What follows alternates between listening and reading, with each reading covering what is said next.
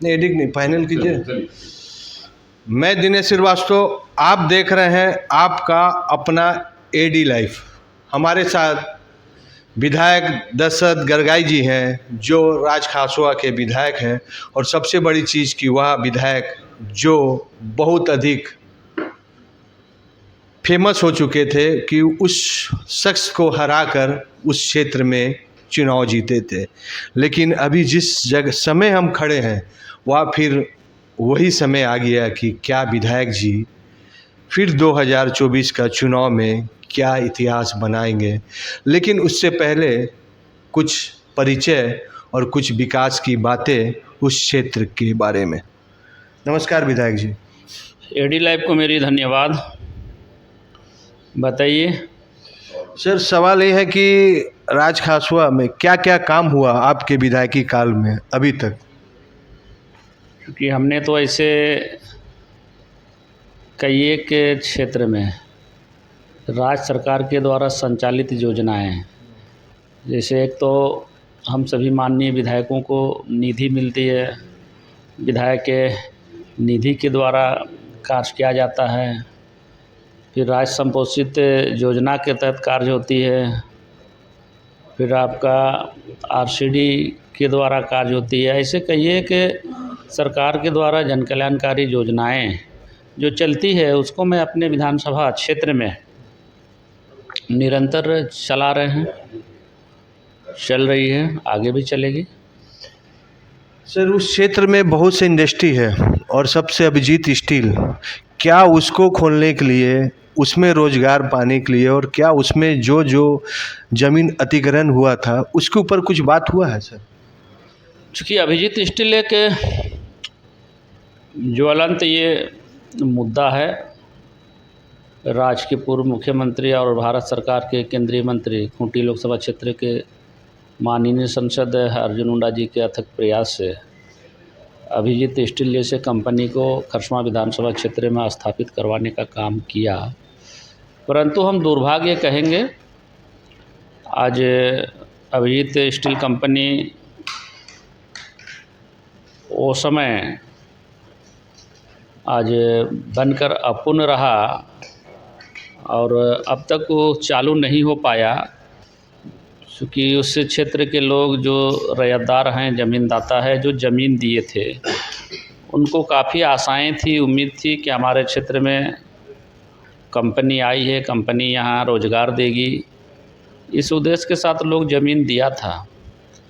पर अभिजीत कंपनी ने अपने किन कारणों से उस कंपनी को नहीं चालू करा पाया, क्योंकि मैं जब से वहाँ 2014 के बाद विधायक बना हूँ, हमारा हमेशा से कोशिश रही है, सरकार के स्तर पर भी मैंने कई एक बार बात किया है और विधानसभा के प्रश्नकाल में भी मैंने अपना बात को रखा है। पर अभिजीत कंपनी का जो ओनर है उनका अपना निजी कुछ मामला है, उस मामला के कारण अभिजीत कंपनी जितना बनी है उतना में ही आज बंद पड़ी है। हम चाहेंगे, क्योंकि काफ़ी उम्मीद के साथ लोग वहाँ ज़मीन दिया था, उस कंपनी को राज्य सरकार के स्तर से, भारत सरकार के स्तर से चालू करने का कोशिश किया जाना चाहिए। सर ठीक है, आप मेहनत भी कर रहे हैं, सवाल भी उठा रहे हैं, लेकिन वह दर्द जिन्होंने अपनी ज़मीन दिया, कंपनी बंद हो गया, नौकरी उनको नहीं मिला, तो क्या राज्य सरकार से हेमंत सोरेन जी आपके मुखिया, क्या उससे उस ज़मीनदाता के लिए कुछ बात हुआ, कुछ पैकेज के लिए? क्योंकि ये घटना मतलब क्या पूरे भारतवर्ष में इंडस्ट्री लगा देती है, ग्रामीण का ज़मीन ले लेती है, लेकिन वो दर्द कंपनी बंद होने के बाद वह ज़मीन उनको नहीं मिलना और रोज़गार तो छोड़ ही दीजिए। तो क्या इसके लिए कुछ ठोस उपाय किया गया है? आपने सवाल उठाया, लेकिन अभी तक तत्काल कुछ सवाल, उनको कुछ राहत पैकेज मिला?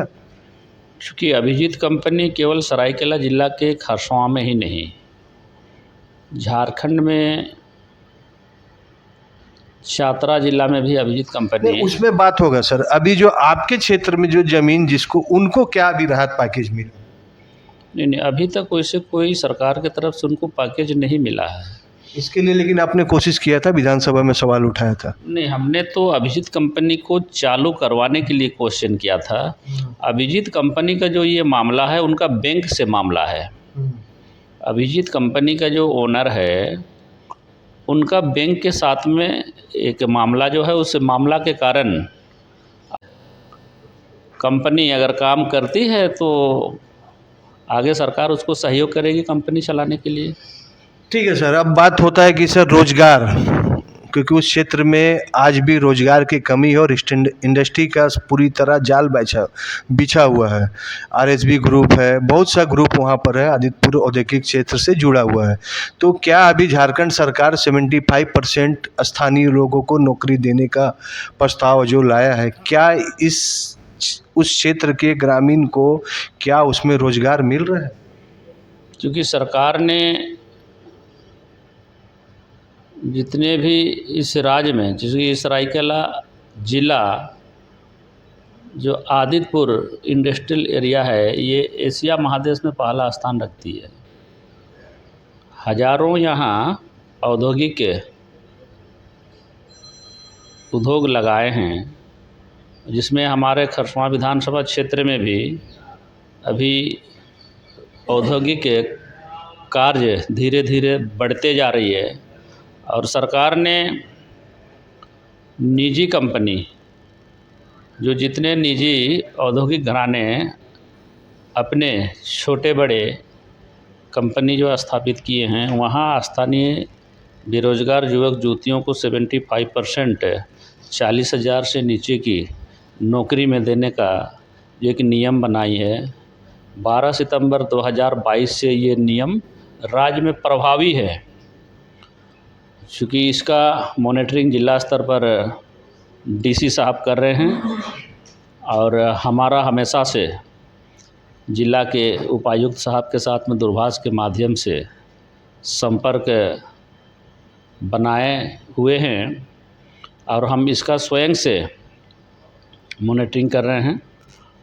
जितने भी कंपनी अभी हमारे क्षेत्र में कार्य कर रही है, सरकार के द्वारा जो 75% स्थानीय लोगों को रोज़गार देने का जो नियम बनाई है, उस नियम के तहत वो अपना रजिस्ट्रेशन करा करके कार्य करना चालू किया है। सर, हेमंत सोरेन ने बहुत ही अच्छा सेवा जो किया अभी हेलीकॉप्टर के माध्यम से, जितने भी पेशेंट हैं चाहे गांव के शहर के सभी को दे रहे हैं।